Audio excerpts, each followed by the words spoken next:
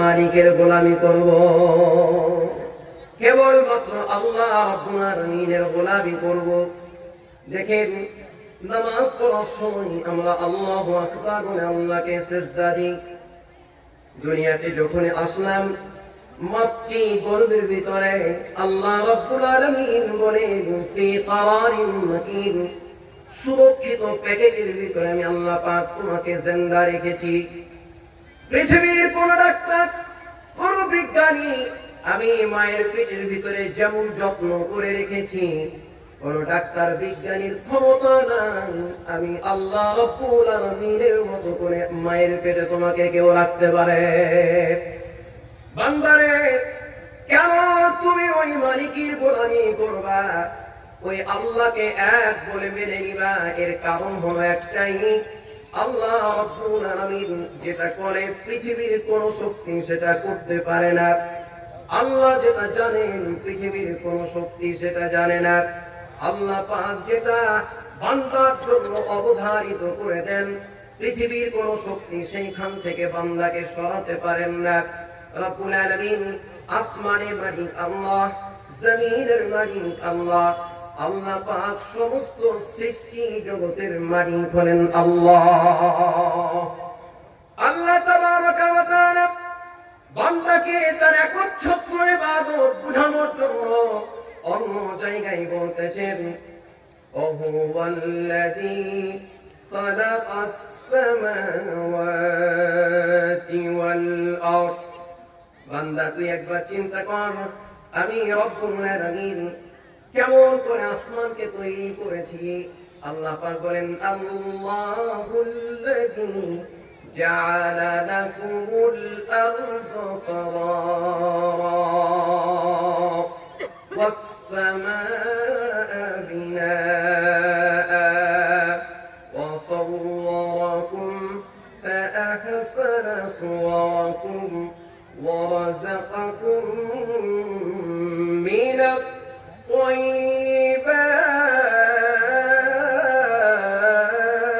طيبات ذلكم الله ربكم فتبارك الله رب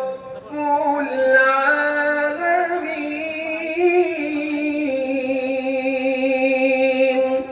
আল্লাহর কোরআন শোনার পর জোরে আওয়াজ দিয়ে আল্লাহু আকবার, আল্লাহর তাকবীর বলা। সবাই আওয়াজ দিয়ে বলেন আল্লাহু আকবার। আল্লাহ পাক ডাক দিয়ে বলেন, বান্দা, আমি আসমানকে এত সুনিপুণ করে বানালাম, জমিনটাকে তোমার জন্য করার করে দিলাম, স্থির করে দিলাম। বান্দারে, তুই একবার জমিনের দিকে তাকিয়ে দেখ, আসমানের দিকে তাকিয়ে দেখ, কেন এক মালিকের গোলামি করবি, এক আল্লাহর গোলামি করবি? একজন বড় বিজ্ঞানী, একজন বড় আলেম, বড় হিকমতে ভর করে এরকম এক ব্যক্তিকে, পণ্ডিত ব্যক্তিকে জিজ্ঞাসা করা হলো, আপনি আমাকে বোঝান, আল্লাহ রাব্বুল আলামিন তিনি যে এক অদ্বিতীয়, এটা আমাকে বোঝান। আল্লাহ রাব্বুল আলামিন এক অদ্বিতীয়, ওই পণ্ডিত মশাই বোঝাতে গিয়ে ওই পণ্ডিত ব্যক্তি, জ্ঞান গরিমায় সম্পন্ন হাকিম ব্যক্তি, ইলম ওয়ালা ব্যক্তি, আলেম ব্যক্তি, তিনি বুঝাতে গিয়ে বলতেছেন, ছোট্ট একটা বিষয় যদি আমি তোমাদের কাছে স্পষ্ট করে তুলি, আল্লাহর গোলাম রে, খুব সহজেই তোমরা বুঝে যাবা।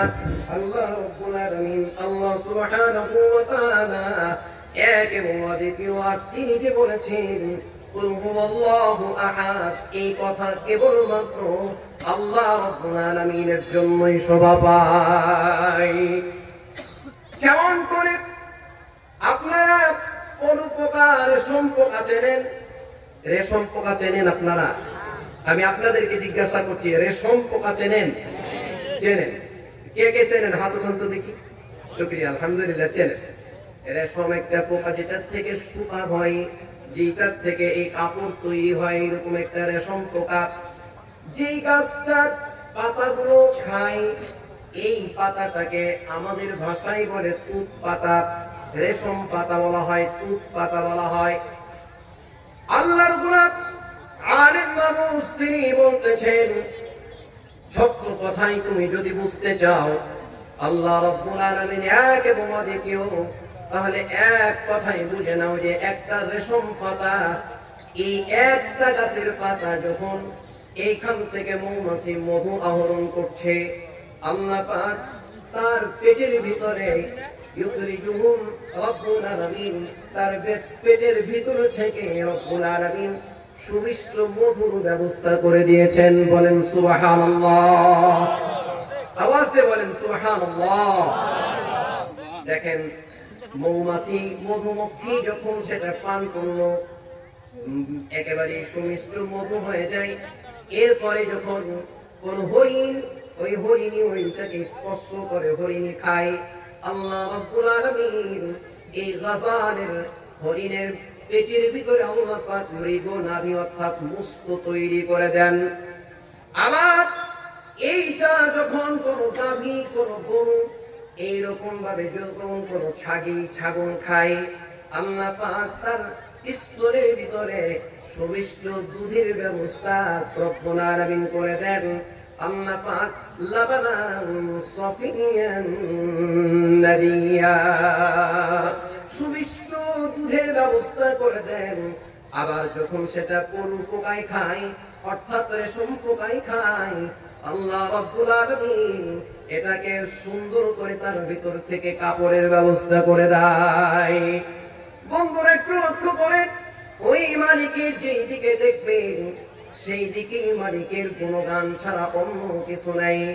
যখন চাঁদের দিকে তাকাবেন, ওই চাঁদ শুধু যার গ্রহ তারা, আসমান জমিন আর ওই চাঁদ শুধু যার গ্রহ তারা, আসমান জমিন আর বৃক্ষরাজি, সাগর নদী সুরমারাজি, সাগর নদী পর্বত রাজি, সৃজিলে তুমি সব তোমারই তো দান, ও গো রহিম রহমান,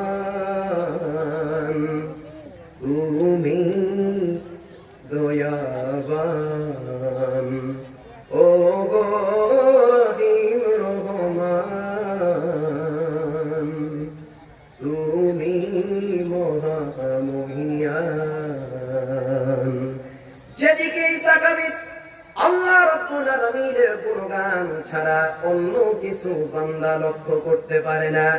এই কারণে আল্লাহ সুবহানাহু ওয়া তাআলা ডেকে বলেন, লা তা'বুদুনা ইল্লাল্লাহ,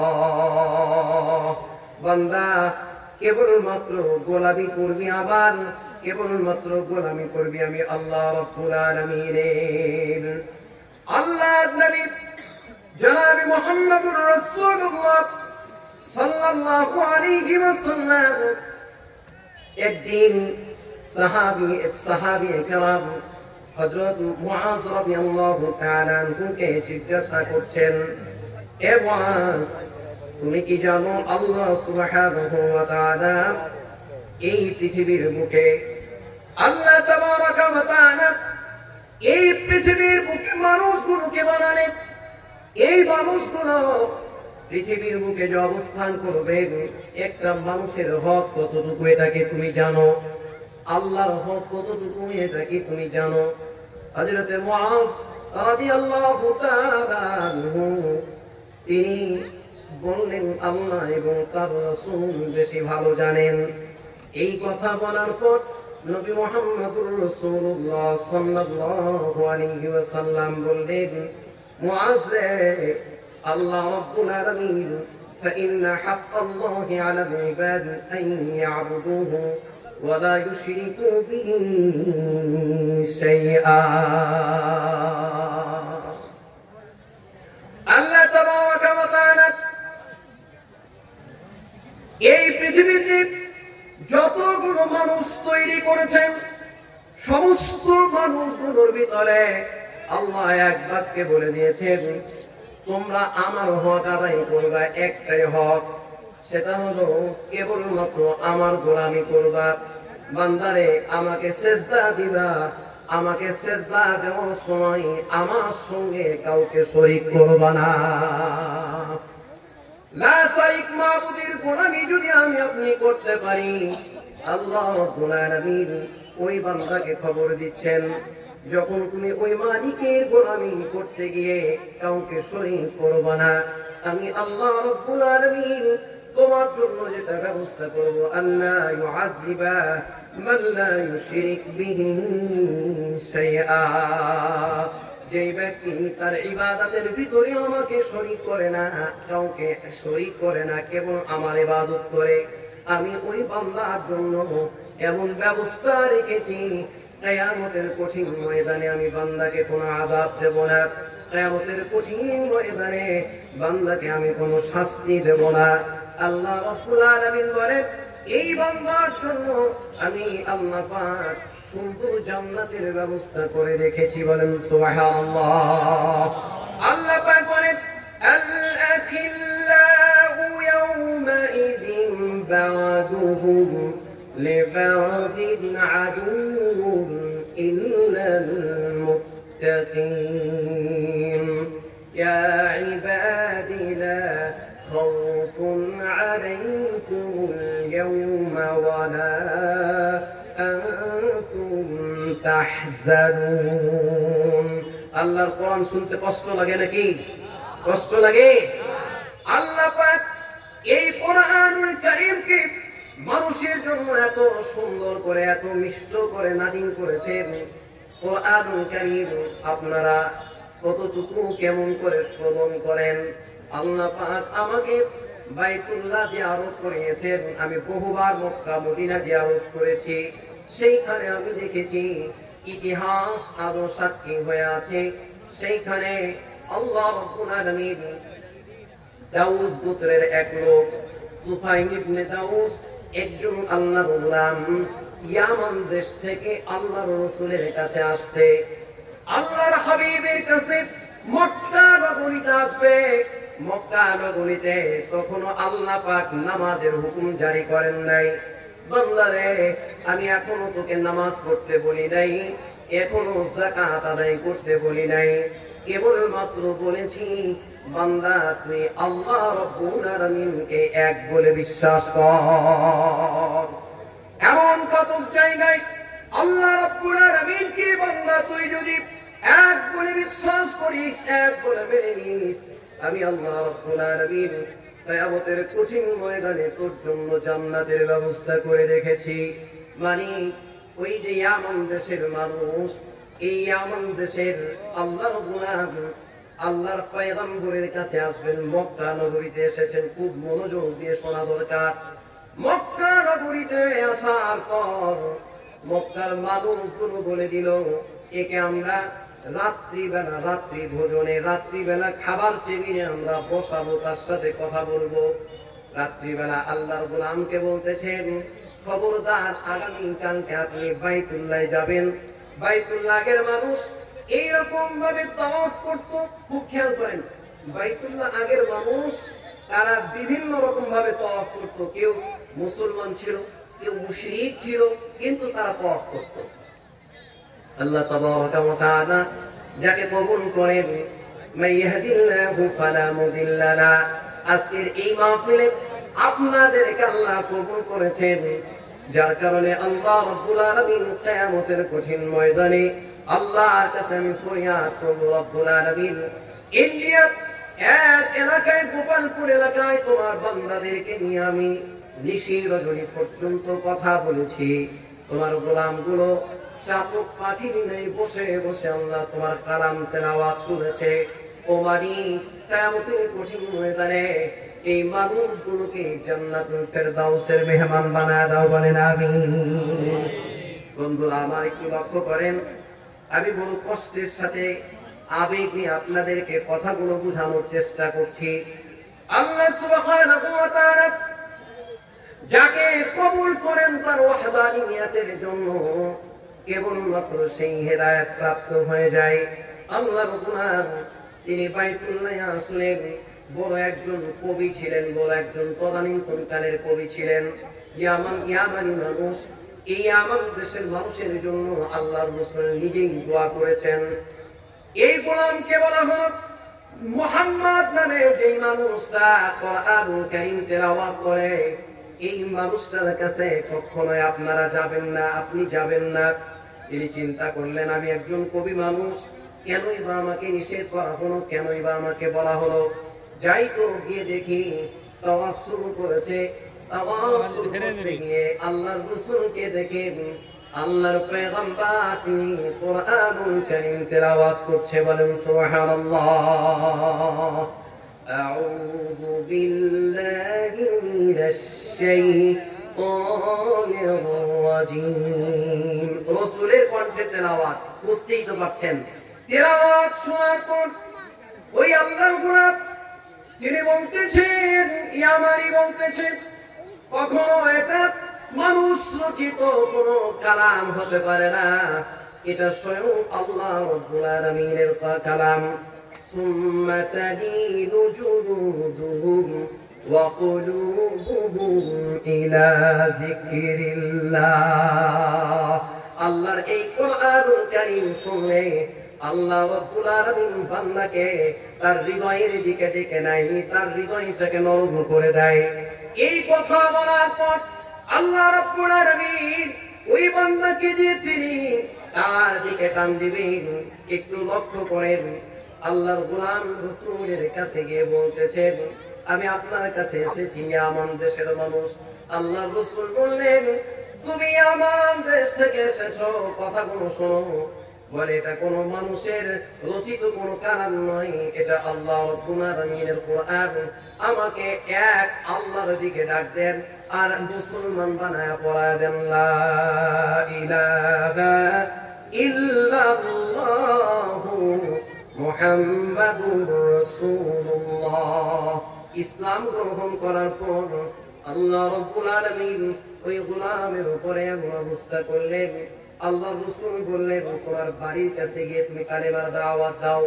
আল্লাহর গোলাম যখন বাড়িতে যাবে, আল্লাহর রাসূল বললেন, হে আল্লাহর গোলাম, তুমি যে বাড়িতে যাবা, এই বাড়িতে যাওয়ার সময় একটা জিনিস খেয়াল করবা, যেন তোমার ভিতরে কোনো কিছু প্রকাশ পায়।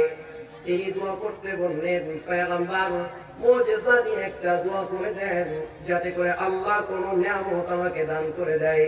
আল্লাহর রাসূল দোয়া করতে দেরি হয়, ওই ব্যক্তির চেহারাটা এইরকম লাইটের মতো আলোকিত হতে দেরি হয় না, চেহারা থেকে আলো হয়ে গেছে। ইতিহাস সাক্ষী ইবনে হিশাম বর্ণনা করেন, আল্লাহর গোলামের চেহারা যখন সমুজ্জ্বল হয়ে গেছে, এই বান্দা বাড়িতে ফিরে এসেছে, তার দেশের ভিতরে আসবে। আল্লাহ রাব্বুল আলামিনের কাছে বলতেছেন, আল্লাহ তোমার নবী দোয়া করেছেন, তোমার নবী বলেছেন কোরআনুল কারীমের বরকতে আল্লাহ তুমি আমার চেহারার ভিতরে আলো দিয়ে দিয়েছো। ও মালিক, এই আলো যদি আমার চেহারার ভিতরে থাকে, আর যদি মানুষগুলো আমাকে এইভাবে দেখে, তারা হয়তো ধারণা করবে যে এটা কোরআনুল কারীমের কারণে অথবা মুসলমান হওয়ার কারণে এই ব্যক্তির এই অবস্থা হয়েছে। আল্লাহ তুমি আমার চেহারা থেকে আলোটা সরায়া আমার লাঠির ভিতরে দিয়ে দাও। হাদিস বর্ণনা করেন, ইতিহাস বর্ণনা করেন যে আল্লাহ রাব্বুল আলামিন সঙ্গে সঙ্গে একজন কোরআন পড়নেওয়ালা, একজন ঈমানদার ব্যক্তির দোয়া আল্লাহ রাব্বুল আলামিন কবুল করে দিয়ে তার চেহারা থেকে আলো সরায়া তার লাঠির ভিতরে আলোটা দিয়ে দেয়। আল্লাহর গোলাম তার এলাকার ভিতরে কালেমার দাওয়াত দেয়, তার এলাকার মধ্যে কালেমার দাওয়াত দেওয়া শুরু করেছে। এইরকম সময়ে ইতিহাস বলতেছে, আল্লাহর রাসূলের হুদায়বিয়ার সন্ধির পরে এই বান্দা যখন মদিনা মুনাওয়ারায় তিনি আসেন, তখন এক দুইজন নয়, প্রায় 70 থেকে 80 জন মানুষকে, তার পরিবারের 80 জন মানুষকে সঙ্গে নিয়ে আল্লাহর গোলাম তিনি রাসূলের কাছে এসেছেন এবং সকলকে মুসলমান বানায়া ইসলামের সুশাসন ছায় জায়গা দিয়ে দিয়েছেন।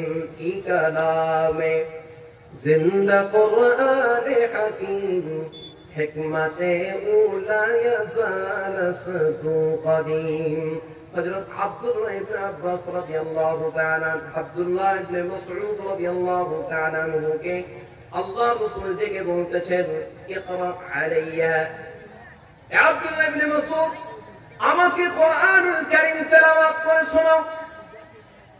হযরত আব্দুল্লাহ ইবনে মাসউদ রাদিয়াল্লাহু তাআলা বড় সুন্দর করে কোরআনুল কারীম তেলাওয়াত করতে পারতেন। যখন তাকে এই কথা বলা হলো, ইকরা আলাইয়া, আমাকে তেলাওয়াত করে শোনাও, তিনি আশ্চর্য বোধ হয়ে বলছেন, আকরাউ আলাইকা ওয়া আলাইকা উনজিলা, আপনাদের কি কষ্ট হচ্ছে নাকি? কষ্ট হচ্ছে?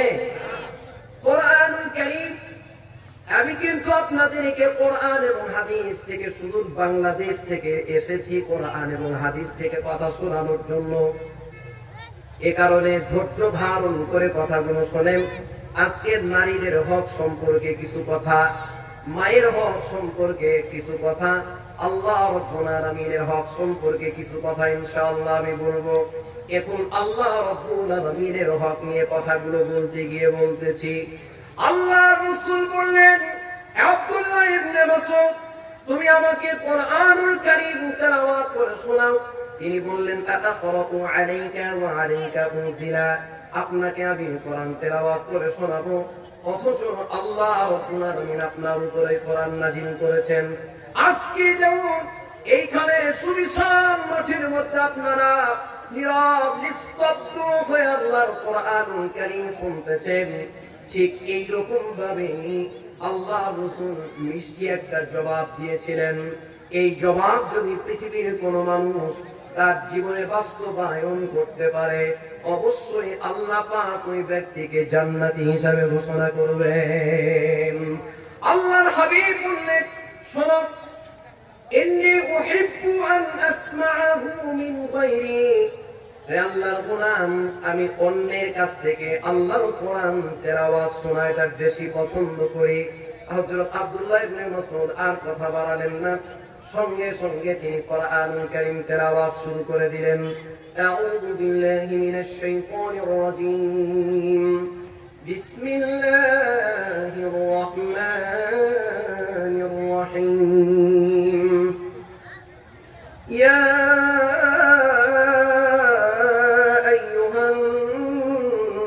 اتقوا ربكم الذي خلقكم من نفس واحدة وخلق منها زوجها وبث منهما رجالا كثيرا ونساء واتقوا الله الذي تساءلون به والأرحام إن الله كان عليكم رقيبا। আল্লাহ রাব্বুল আলামিনের কোরআনুল কারীম আল্লাহ রাসূল তেলাওয়াত শুনছেন, ফাইদা আইনাহু তাজরিফান। হযরত আব্দুল্লাহ ইবনে মাসউদ বলেন, আমি কোরআন তেলাওয়াত করছি আর নবী মুহাম্মদুর রাসূলুল্লাহ সাল্লাল্লাহু আলাইহি ওয়াসাল্লামকে দেখছি তার চোখ বেয়ে বেয়ে পানি পড়তেছে। এত মজার কোরআন আমি বাইতুল্লাহর হারামাইন শরীফাইনের প্রধান ইমাম হযরত আব্দুর রহমান, শেখ আব্দুর রহমান আস-সুদাইসির কাছে আমি তেলাওয়াত শুনেছি। মসজিদে নববীর প্রধান ইমাম ছিলেন হুযাইফি, তার কাছে আমি তেলাওয়াত শুনেছি। কলিজা ঠান্ডা করা তেলাওয়াত, হৃদয় জোড়ানো তেলাওয়াত তারা শুনিয়েছেন। আলহামদুলিল্লাহি রাব্বিল আলামিন الرحمن الرحيم مالك يوم الدين إياك نعبد وإياك نستعين اهدنا الصراط المستقيم। আল্লাহ রাব্বুল আলামিনের কোরআন যেমন করে শুনবেন তেমন করে মজা লাগে। আব্দুর রহমান তেলাওয়াত করে তাও ভালো লাগে, আব্দুল্লাহ তেলাওয়াত করে তাও ভালো লাগে, আব্দুস সামাদ আল-বাসিত তিনি তেলাওয়াত করেন তাও ভালো লাগে। বিসমিল্লাহির রহমানির রহিম হযরত আব্দুল্লাহ ইবনে মাসউদ বলতেছেন, পয়গম্বর যখন তিনি তেলাওয়াত শুনছিলেন, ফাইদা আইনাহু তাজরিফান, আমি লক্ষ্য করলাম রাসূলের চোখ বেয়ে বেয়ে পানি পড়তে শুরু করেছে। আল্লাহ রাব্বুল আলামিন এই ছোট্ট কালামুল্লাহ কোরআনুল কারীমে এই সুবিশাল কিতাবের ভিতরে ছোট্ট করে বলতেছেন, লা তা'বুদুনা ইল্লাল্লাহ, বান্দারে আল্লাহ রাব্বুল আলামিন ছাড়া অন্য কারো গোলামি করো না। 2 নম্বরে আল্লাহ পাক বললেন, ওয়া বিল ওয়ালিদাইনি ইহসানা,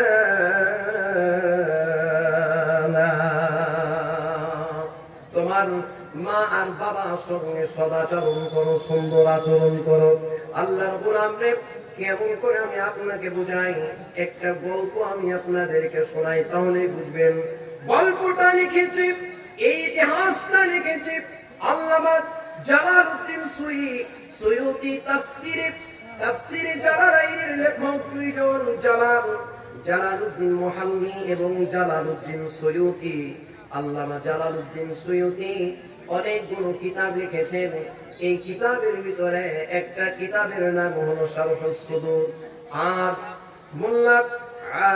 মোল্লা আল্লামা হাফেজ ইবনুল কাইয়্যুম জুরী রাহমাতুল্লাহি আলাইহি, তিনি তার একটি কিতাব লিখেছেন। এই কিতাবের নাম হলো কিতাবুর রূহ। এর ভিতরে বর্ণনা করেছেন আল্লামা ইমাম শিবলি নু'মানী রাহমাতুল্লাহি আলাইহি বাইতুল্লাহ জিয়ারত করতে গেছেন। হজের সফরে বাইতুল্লাহ জিয়ারত করছেন, আর দেখেন মাকাম ইব্রাহিম। আল্লাহ রাব্বুল আলামিন এই মাকাম ইব্রাহিমের ব্যাপারে বলেছেন, ওয়াত্তাখিযু মিন মাকামি ইব্রাহিম মুসাল্লা। এই মাকামে ইব্রাহিমে বসে বসে একজন গোলাম অযোধ্যায় চোখের পানি ফেলে আল্লাহ রাব্বুল আলামিনের দরবারে দোয়া করে, তুমি যদি মাফ না করো বান্দারে, বলো তোমার বান্দা যাবে কার কাছে। যত গুনাহ করেছি মাওলা গোপনে, মাফ করিয়া দাও গো মাওলা নিজ গুণে। আল্লাহর গোলাম আল্লাহ রাব্বুল আলামিনের দরবারে কান্দে আর চোখের পানি ফেলে। আল্লাহ পাক একদিকে বলেন, ওয়া বিল ওয়ালিদাইনি ইহসানা। আল্লামা ইমাম শিবলি নু'মানী রাহমাতুল্লাহি আলাইহি তিনি বলেন, ওই গোলামকে কাঁদতে দেখি আমি তার কাছে গিয়ে জিজ্ঞাসা করলাম, এই আল্লাহর গোলাম, তুমি এখানে বসে বসে কি কারণে কান্না শুরু করেছো? আল্লাহর বান্দা বলতেছেন, আমি চোখের পানি ফেলে কান্দি। আমার অতীত ইতিহাস যদি আপনাকে শোনাই, বসে থেকে শোনা লাগবে, সময় লাগবে। বসো, তোমার কথাগুলো শুনবো। বসে থেকে থেকে এই যে 2টা পা দেখতেছেন, এইখান থেকে 2টা পা কাটা। আল্লাহর বান্দার পা দুটো নাই।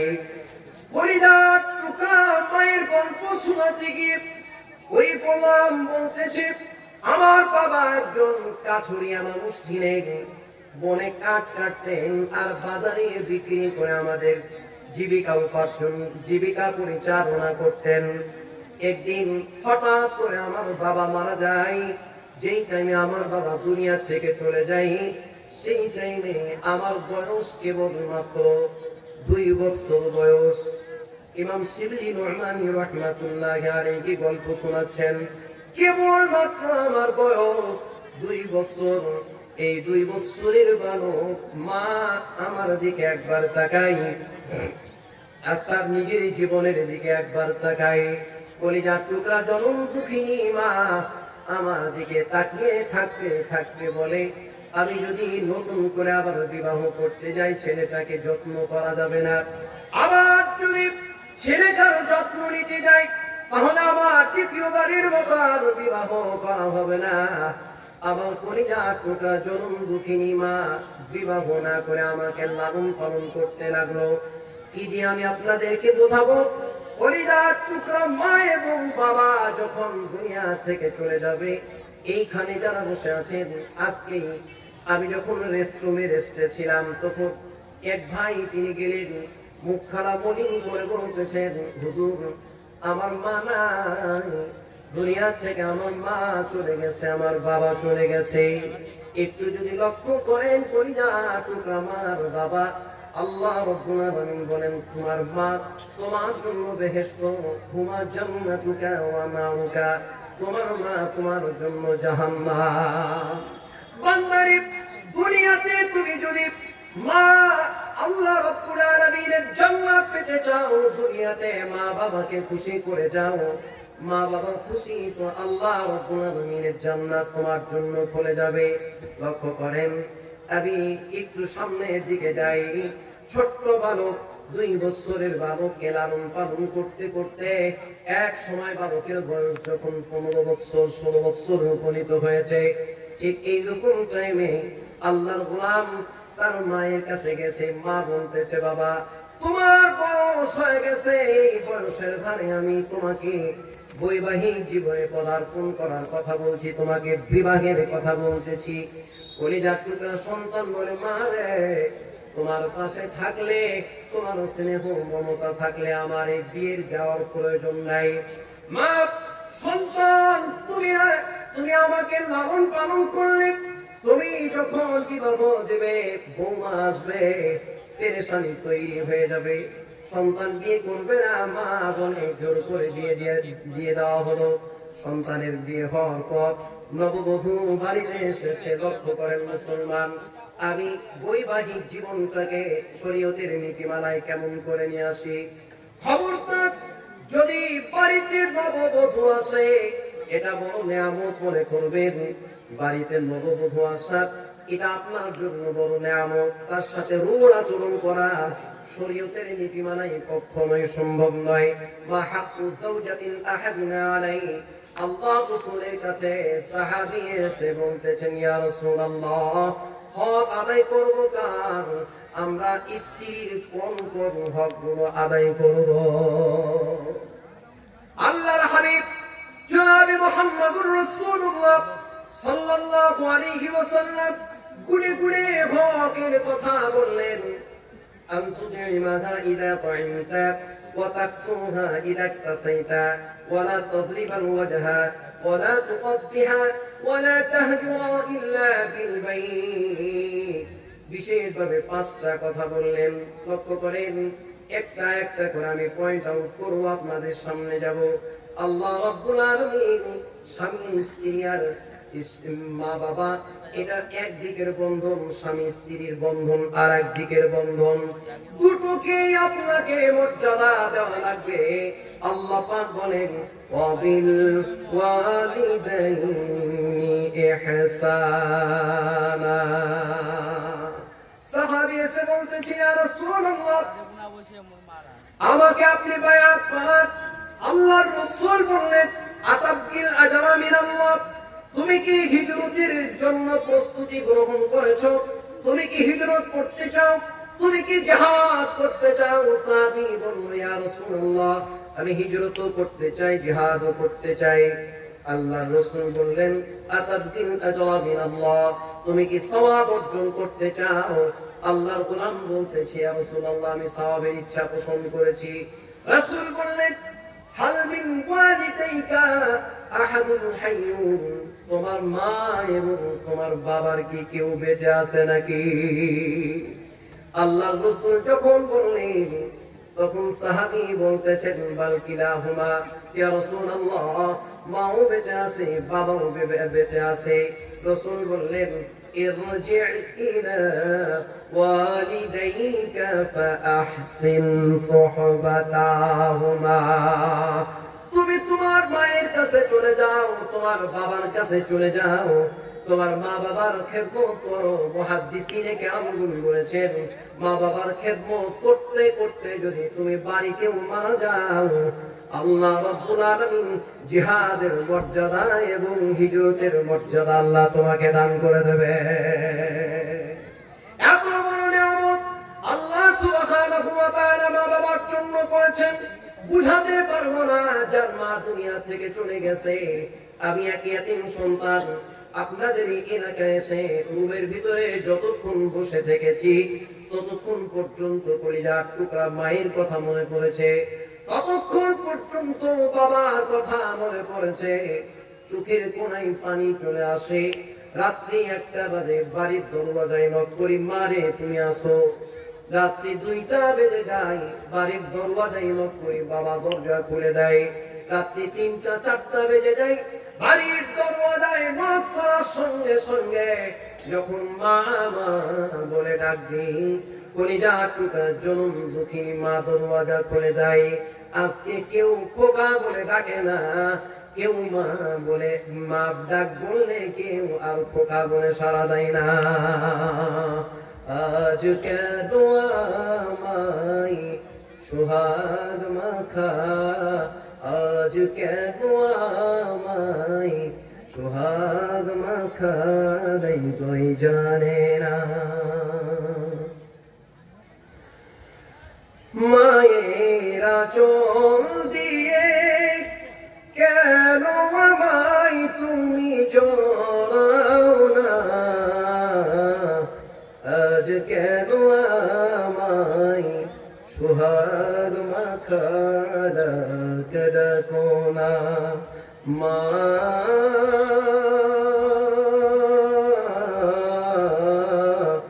আজ কেন আমায় সোহাগ মাখা ডাকো না। কলিজার টুকরা জনম দুঃখিনী মা দরওয়াজা খুলে দেয়। আল্লাহ যে বললেন, সুরক্ষিত প্যাকেটের ভিতরে আমি তোমাকে হেফাজত করেছি। বিজ্ঞানীরা বলতেছে, দার্শনিকরা গবেষণা করে বলতেছেন, একটা সন্তান যখন মায়ের পেটের ভিতরে থাকে, একটা নির্দিষ্ট মাস, 2 মাস, 3 মাস এইরকম ভাবে লাগাতার সন্তান যখন 6 মাসের কাছাকাছিতে যায়, পেটের ভিতরে এত পরিমাণ বড় হয়, সন্তান ঘুরে ঘুরে ঘুরতে ঘুরতে একটা পর্যায়ে গিয়ে মায়ের কলিজার সঙ্গে তার পাটা লেগে যায়। এত জোরে জোরে আঘাত করতে থাকে। সন্তান যত বড় হয় তত মায়ের কলিজা ছোট হতে থাকে, মায়ের কলিজার উপরে চাপ পড়তে থাকে। ইতিহাস লিখতেছে, এই সন্তান যখন মায়ের কলিজায় আঘাত দেয়, নীরবে নিভৃতে চোখের পানি ফেলে মা কান্দে। কারো কাছে বলতে পারে না, স্বামীর পাশে শুয়ে আছে। হঠাৎ স্বামীর কাছ থেকে উঠে একা একাই মা রাত্রে পায়চারি করে। জিজ্ঞাসা করে, কোন অসুবিধা? সন্তানের দিকে লক্ষ্য করে মা একটিবারের জন্য বলে না আমার কষ্ট হয়, আমার ব্যথা লাগে, কথা একটিবারের জন্য বলে না। শুধু চোখের পানি ফেলে কান্দে, আর চোখের পানি ফেলে নীরবে নিভৃতে আল্লাহর কাছে দোয়া করে। বন্ধুরা আমার, একটু লক্ষ্য করেন, এই কলিজা টুকা মায়ের কলিজার সঙ্গে যখন পাটা লেগে যায়, দার্শনিকরা বলতেছেন, গবেষকরা বলতেছেন, সন্তান যখন মায়ের কলিজাতে আঘাত দিতে থাকে, এত জোরে মা কষ্ট পায়, কাউকে বলতে পারে না। যদি দুনিয়াতে কোনো বাবাকে এইরকম ভাবে একটা আঘাত লাগতো, কোন বাবার কলিজায় যদি সন্তান এইভাবে আঘাত দিত, একবার আঘাতের কারণে সাথে সাথে বাবা জমিনে লুটিয়ে পড়ে মরে যেত। ওয়াসাইনাল ইনসানা বিওয়ালিদাইহি ইহসানা فرج حقأو والبجاء والدناس والدينا كسراجي كردناس رب العالمين বান্দাকে বুঝান, বান্দারে মা বাবার খেদমত করবি না তো জগতে খেদমত করবি কার? এমন বড় রব রব্বুল আলামিন আমার গোলামির পর যেখানে আমার গোলামির কথা বলেছি সেখানেই তোর মায়ের খেদমত তোর বাবার খেদমতের কথা বলেছি। একটু লক্ষ্য করেন, এই গোলাম আল্লাহর বান্দা সন্তান যদি বাবার কলিজায় লাথি দিত তাহলে সাথে সাথে বাবা মারা যেত। এইরকম একটা দুইটা নয়, মায়ের কলিজার সঙ্গে তার পাটা লাগার পর একবার দুইবার নয়, ডেলিভারি হওয়ার আগ পর্যন্ত ৪,৫০০ বার সন্তান কলিজাতে আঘাত করে। বড় যন্ত্রণাদায়ক কথা, বড় কষ্টদায়ক কথা। একজন মা ইচ্ছা করলে সন্তান যখন ভূমিষ্ঠ হয় আছাড় দিয়ে সন্তানকে এরকম বাড়ি দিয়ে মেরে ফেলে দিতে পারত, কিন্তু সন্তান কেমনটি করে না। কলিজা ছেঁড়া সন্তান, নারী ছেঁড়ার সন্তান দেখার সঙ্গে সঙ্গে কলিজার টুকরা এই সন্তানকে বুকে জড়িয়ে ধরে মা সমস্ত ব্যথা গুলো ভুলে যায়। আল্লাহর নবী মুহাম্মদুর রাসূলুল্লাহ সাল্লাল্লাহু আলাইহি ওয়াসাল্লাম এই কারণে বললেন, আমি এই আয়াতের তাফসীর করতে গিয়ে আশ্চর্য হয়ে যাই। ওয়াসাইনাল ইনসানা বিওয়ালিদাইহি ইহসানা, সূরা আহকাফের ভিতরে আল্লাহ রাব্বুল আলামিন বলেন, বান্দারে তোর মা বাবার খেদমত করতে গিয়ে তিনটা বিশেষভাবে কারণ আল্লাহ বলেছেন, আল্লাহর রাসূল তিনটা কারণ বলেছেন। হামালাতুহু উম্মুহু কুরহান ওয়া ওয়াদাআতুহু কুরহা ওয়া হামলুহু ওয়া ফিসালুহু ৩০ শাহরা। রাসূলের কাছে বলা হয়েছে খেদমত করবো কার তোর মার, খেদমত করবো কার তোর মার, খেদমত করবো কার তোর মার। তিনবার মায়ের কথা বললেন, তারপরে বাবার কথা বললেন। এই তিনটা আয়াতের ভিতরে আল্লাহ পাক বলেন হামালাতুহু উম্মুহু, তার মা তাকে গর্ভে ধারণ করেছে 10 মাস 10 দিন। পৃথিবীর সব বাবাগুলো যদি এক জায়গায় হয়ে যায়, সমস্ত বাবারা এক জায়গায় হলেও একটা দিনের জন্য সন্তানকে পেটে ধারণ করার ক্ষমতা রাখে না।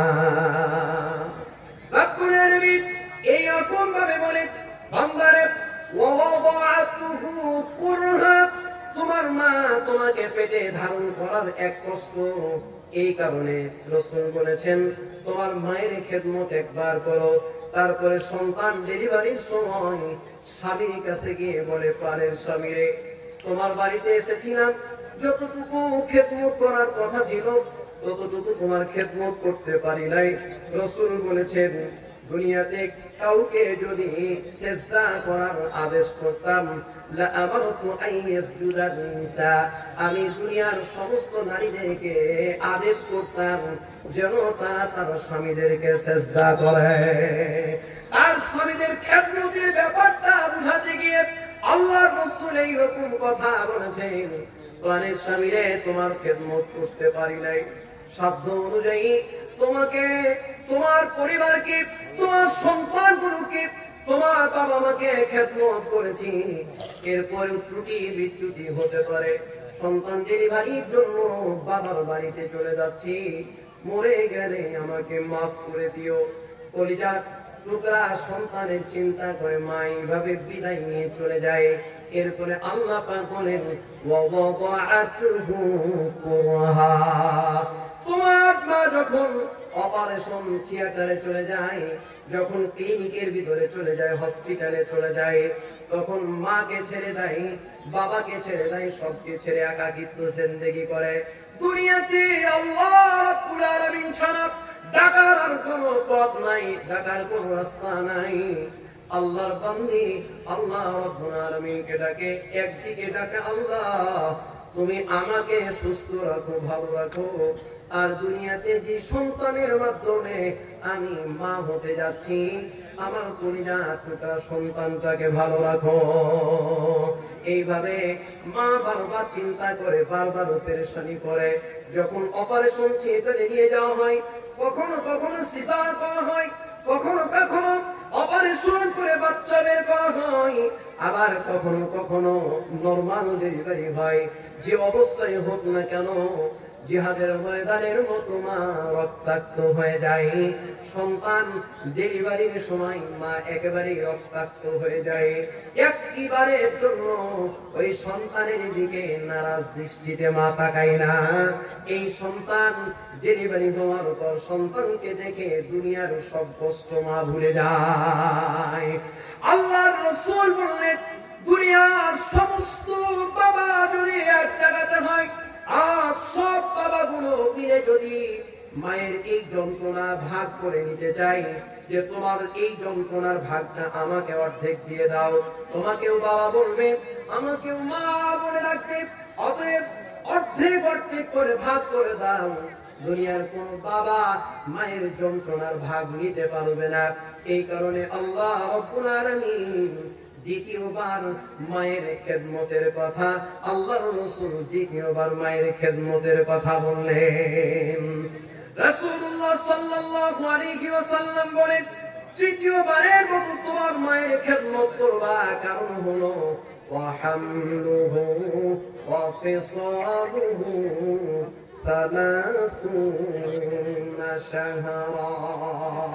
বান্দারে, রাত্রিবেলা যখন তুমি শুয়ে পড়েছ, শোয়ার পরে তুমি রাত্রিবেলা প্রচন্ড শীতের ভিতরে তুমি বিছানা নষ্ট করে দিয়েছো, কলিজার টুকরা মা আর স্তরে গরম দুগ্ধ পান করিয়ে তোমাকে লালন পালন করে তুলেছে। একদিন নয়, 2 দিন নয়, লাগাতার ভাবে তোমাকে এক আধারে 2 বছর তোমাকে দুধ পান করিয়েছে। বান্দারে, একটা জিনিস চিন্তা কর, কলিজার টুকরা জনম দুঃখিনী মা যাদের সন্তান আছে, আমি তাদেরকে একটা টিপস বলে যাই। ছোট্ট বাচ্চা কান্নাকাটি করে, যেই সমস্ত বোনেদের মায়েদের ছোট্ট শিশু আছে দুগ্ধ পান করে, তারা একটা কথা মনে রাখেন, সব সময় মনে রাখবেন, দুটো জিনিস খেয়াল রাখবেন।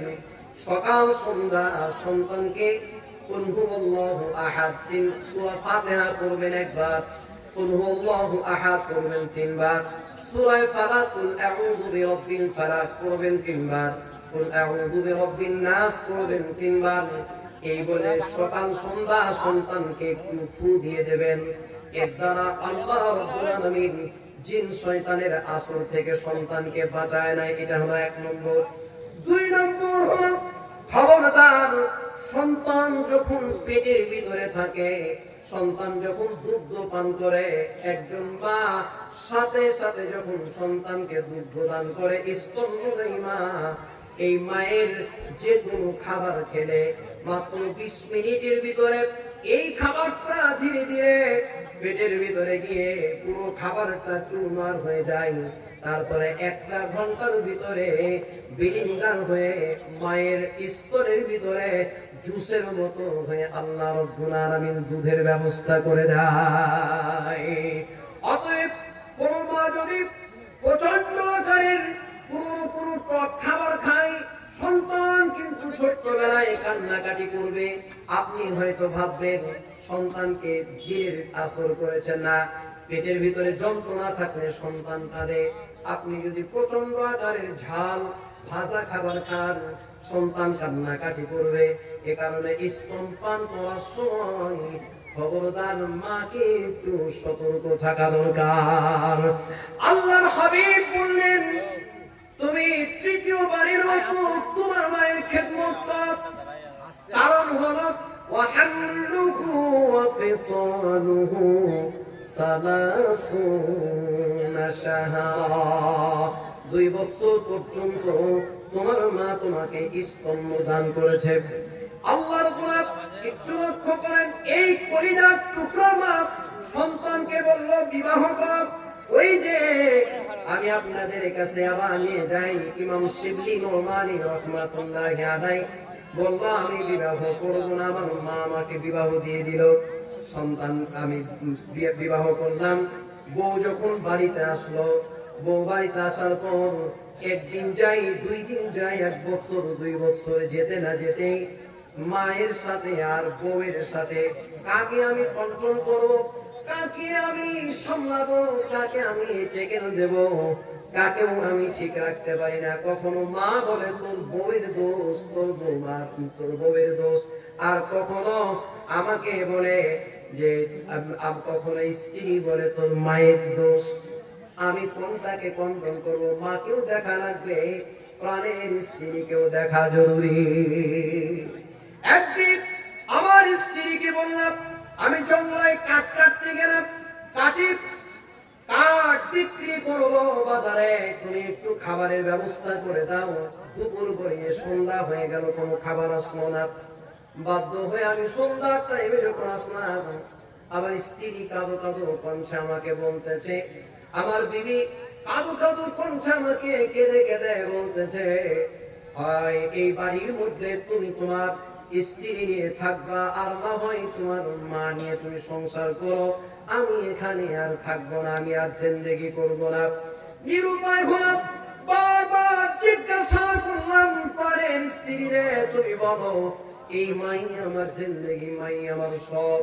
এ কথা বলতে বললো, তোমার মা আমার সাথে এই দুরাচরণ করেছে, সহ্য করতে পারলাম না, দৌড় দিলাম। মা কোথায়? দেখলাম মা প্রচন্ড শীতের ভিতরে এক জায়গায় আগুন জ্বালায়া ওইখান থেকে মা তাপ গ্রহণ করতেছে, তাপ নিচ্ছে। আমি ঠিক এইরকম সময়ে মায়ের কাছে গিয়ে কোনো কিছু জিজ্ঞাসা না করে পিছনের দিকে অর্থাৎ পিঠের উপরে জোরে করে একটা লাথি দিয়ে মাকে আগুনের উপরে ফেলে দিয়েছি। আগুনের পরে প্রচন্ড বিদগ্ধ অবস্থায় ছটফট করতেছে, কিন্তু আমি সন্তান, এমন পাষাণ হৃদয়ের সন্তান আমি, একটিবারের জন্য মায়ের দিকে তাকালাম না। বাড়ির ভিতরে যখন আসি তখন আমার ভিতরে পেরেশানি লেগেছে, কি করলাম? আল্লাহর গুনাহ। আমি আমার জিন্দেগির কথা আমি আপনাদেরকে শোনাই।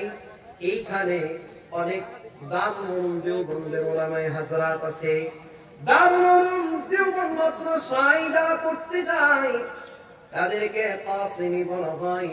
এই দারুল উলুম দেওবন্দে যাওয়ার সময় ছোট্ট ছোট্ট সন্তান, এই অল্প বয়সে আজকে যেমন এই ছেলেটার মাথায় পাগড়ি পরায় দেওয়া হলো, ঠিক এইরকম ভাবে এক সময় আমাদের মাথায় আমাদের উস্তাদরা পাগড়ি পরায় দিয়েছে।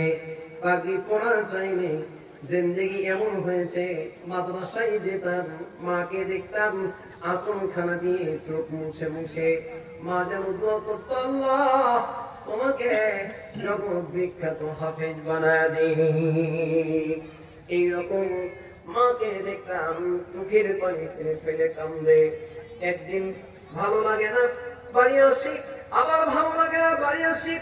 এই করতে করতে একটা সময়ে আজকে আপনাদের ইন্ডিয়ার মাটিতে আপনাদের সামনে আলোচনা করছি, বাড়ি চলে যাবো, কলিজা টুকরা জন্ম দুঃখিনী মায়ের দেখা মিলবে না।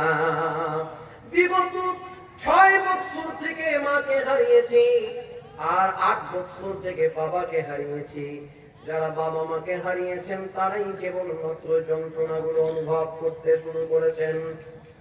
দেখেন একজন কলিজা টুকরা মা সন্তানের জন্য কতটুকু কষ্ট সহ্য করে।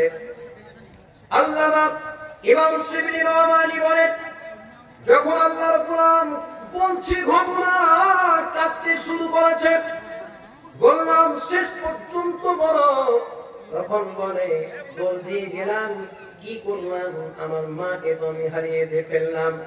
দৌড় দিয়ে আগুন থেকে যখন মাকে তুলেছি, দেখি আমার মায়ের এই গন্ধদেশ অর্থাৎ এই গলার রগগুলো পুড়ে, ভ্যানগুলো পুড়ে পুড়ে আমার মা দুনিয়া থেকে বিদায় নিয়েছে। কলিজার টুকরা মাকে দেখে নিজের চোখের পানি ঠিক রাখতে পারলাম না, কাঁদতে শুরু করলাম, মা রে আমি ভুল করে ফেলেছি। নিজ হাতে মাকে দাফন করলাম, নিজ হাতে মায়ের কাফন কমপ্লিট করলাম। দাফন করার পর কবরের কাছে গিয়ে অজরধায় কান্দি, কিন্তু কেউ যেন ডেকে বলতেছে, একজন আলেম আমাকে বলতেছে, ইব্রাহিম আলাইহিস সালাম কাবা নির্মাণ করার পর মাকাম ইব্রাহিম সেখানে তিনি নামাজ আদায় করেছেন, আল্লাহ শুকরিয়া আদায় করেছেন। এই মাকাম ইব্রাহিমে দোয়া করলে দোয়া কবুল হয়। তুমি মাকাম ইব্রাহিম যাও, সেইখানে গিয়ে দোয়া করো। আমি মাকাম ইব্রাহিম এসেছি, যেই দিন থেকে আমার মাকে কবরস্থ করেছি, দাফন করে দিয়েছি, সেই দিন থেকে আমি এই মাকাম ইব্রাহিমে এসে আল্লাহর কাছে বলি, মালিক তোমার কাছে যে অপরাধ করেছি পৃথিবীর কেউ না জানলেও তুমি ভালো করে জানো, পৃথিবী না জানো আমি তো জানি, আমি কি পাপ করেছি হায়, আমার পাপে করলে বিচার, আমার পাপে করলে বিচার, বাঁচার উপায় নাই আমার, পৃথিবী না জানো আমি তো জানি,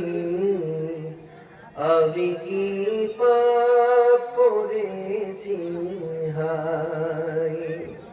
আল্লাহ রাব্বুল আলামিনের দরবারে যখন দোয়া শুরু করেছি, আল্লাহ পাক বান্দাকে ডেকে বলেন, ওয়া আনিবু ইলা রাব্বিকুম ওয়া আসলিমু লাহু মিন ক্বাবলি আন ইয়াতিয়াকুমুল আযাবু সুম্মা লা তুনসারুন।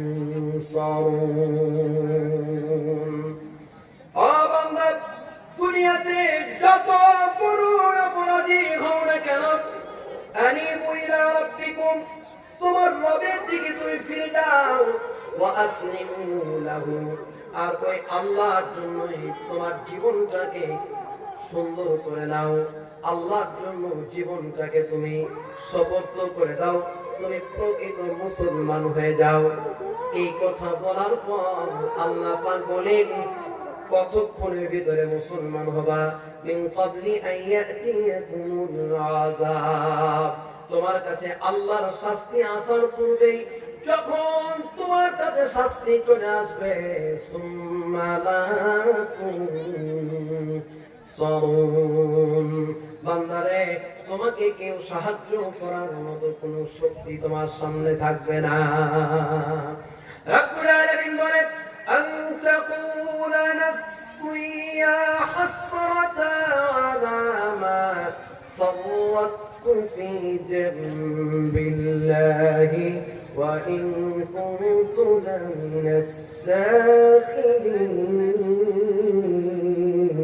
الساخرين الله أكبر রব্বুল আলামিন বান্দাকে ডেকে ডেকে বলতেছেন, বান্দা কিয়ামতের ময়দানে তুমি এরকম আফসোস করবে, বেয়ার করবে, আও তাকুলা লাউ আন্নাল্লাহা হাদানি লাকুনতু মিনাল মুত্তাকিন আল্লাহ যদি আমাকে হেদায়েত দিত তো আমি মুত্তাকি হয়ে যেতাম, তাকওয়াওয়ালা জীবন পেয়ে যেতাম।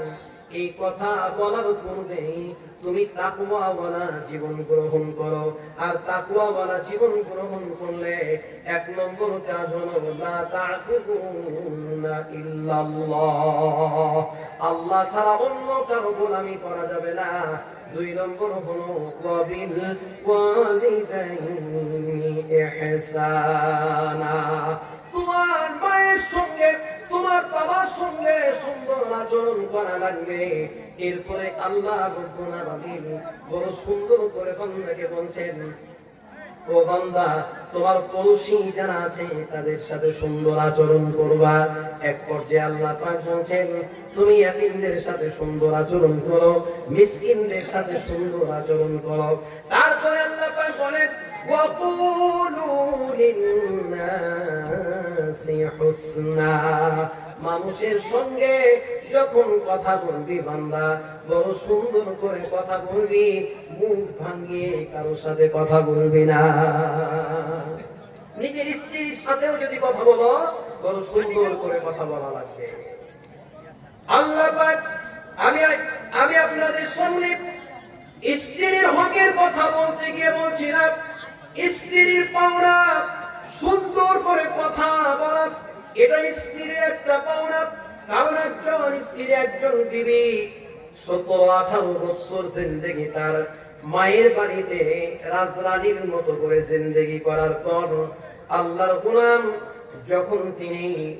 যখন তিনি স্বামীর সামনে নিজের জীবনটাকে পায়ের নখ থেকে মাথার চুল পর্যন্ত পুরোটাই যখন স্বামীর জন্য কুরবান করে দেয়, একদিকে সন্তান আর একদিকে স্ত্রী, বান্দা কি করবে কোনো উপায় পায় না। রাসূল বলেছেন, ইন্নার রাজুলা ইয়ানজুরু ইলা ইমরাতিহি ওয়া নাযারাত ইলাইহি, দুনিয়াতে কোন পুরুষ যখন তার স্ত্রীর দিকে নেক নজরে তাকায় আর স্ত্রী যখন তার স্বামীর দিকে নেক নজরে তাকাবে, রাসূল বলেন আল্লাহ রাব্বুল আলামিন এই স্বামী স্ত্রীর দিকে ইয়ানজুরুল্লাহু ইলাইহিমা নাজরাতা রাহমাতিন, আল্লাহ পাক ওই স্বামী আর স্ত্রীর দিকে রহমতের নজরে দৃষ্টি দেয়। এরপরে আল্লাহর রাসূল বললেন, ফাইদা তাসাকাত, যখন ফাইদা আখাযা বিকাফিহা তাসাকাত যুনুবুহুমা বিখিলানি আসাবিহিমা, তুমি যখন তোমার স্ত্রীকে স্পর্শ করবা, ধরবা, আল্লাহ রাব্বুল আলামিন উভয়ের আঙ্গুলের ফাঁক দিয়ে আল্লাহ পাক সমস্ত গুনাহগুলো ঝরায় দেয়।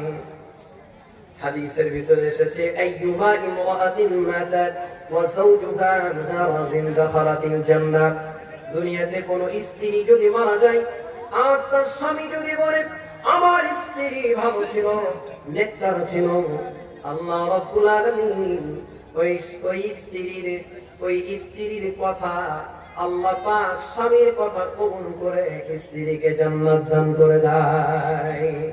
এই কারণে ওয়াকুলু লিন-নাসি হুসনা, তুমি যখন কথা বলবে মানুষের সাথে, তোমার স্ত্রীর সাথে, তোমার পড়শির সাথে, আত্মীয় স্বজনের সাথে, যার সাথেই কথা বলবে বড় সুন্দর করে কথা বলা দরকার। এটা আল্লাহ রাব্বুল আলামিনের আদেশ। আল্লাহর গোলাম, এখন আপনি আল্লাহর সঙ্গে যদি কথা বলেন কেমন করে বলবেন আর কার ভাষায় বলবেন? আল্লাহ রাব্বুল আলামিন বান্দাকে কোরআন কারীমের মাধ্যম শেখান। এই কোরআন দিয়ে বান্দা তুমি আল্লাহর সঙ্গে কথা বলো। রব্বুল আলামিন এই কোরআনটাকে নাযিল করেছেন আমার আপনার হেদায়েতের জন্য। আজকে এই ছেলের মাথায় পাগড়ি যে পরালেন, সিনার ভিতরে তার কোরআন এক দুইটা দিন নয়, লাগাতার 30 বছর পূর্বে